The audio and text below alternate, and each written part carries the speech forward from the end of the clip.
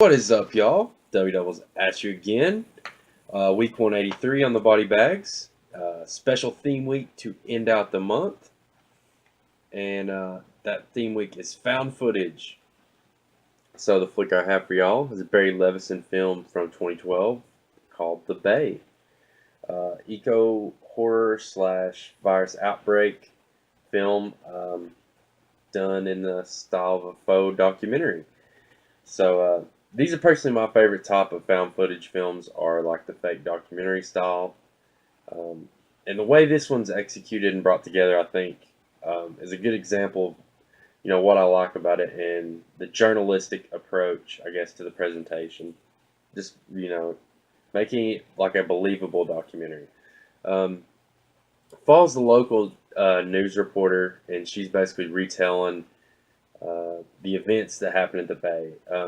It opens up, you see, like a millions of fish killed, and like hundreds of thousands, or like thousands and thousands of dead birds all around this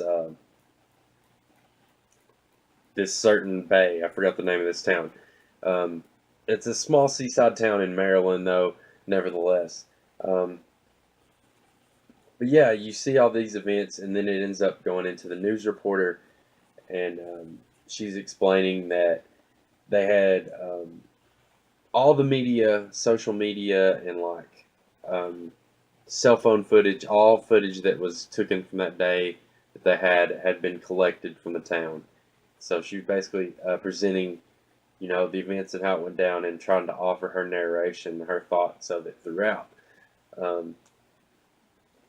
Very well done, though, in the presentation of that, and the way it follows important people in the town, from the mayor, the doctors, local police officers, and it kind of bounces back and forth between them as it presents the events as they happen chronologically.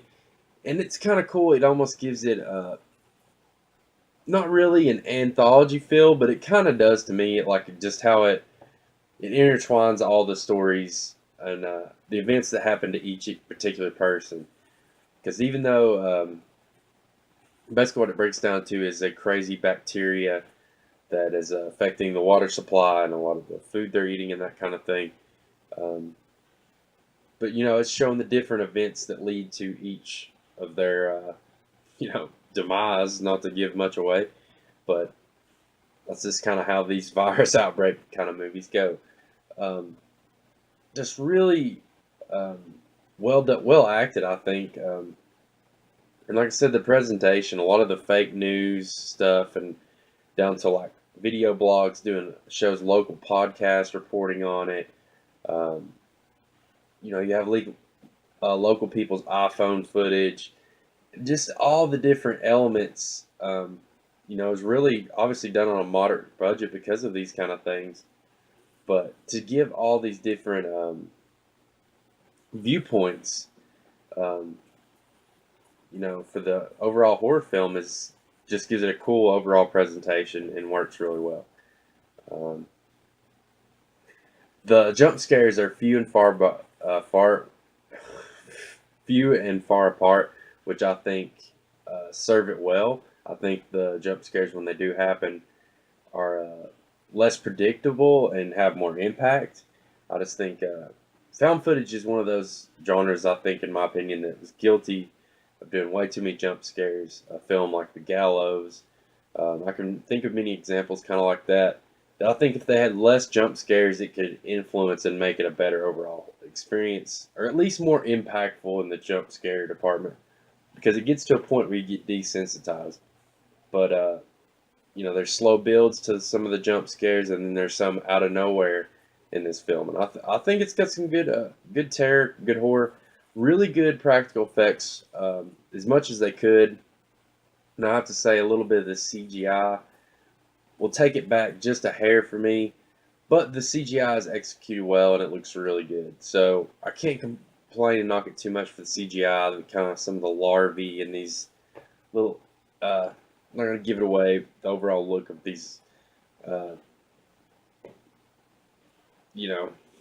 creatures, I guess, per se, not to give it to the overall look of the The presentation though in the effects department is really well done.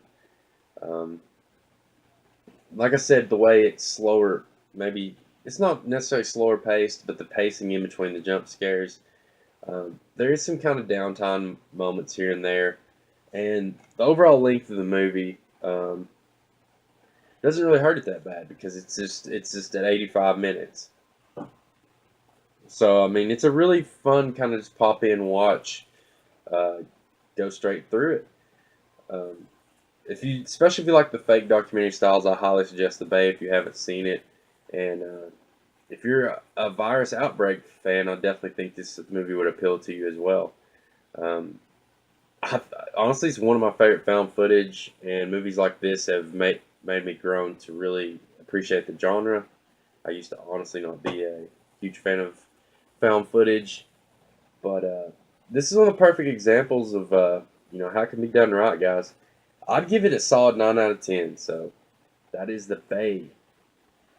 So until next week, y'all. I appreciate y'all watching. Peace.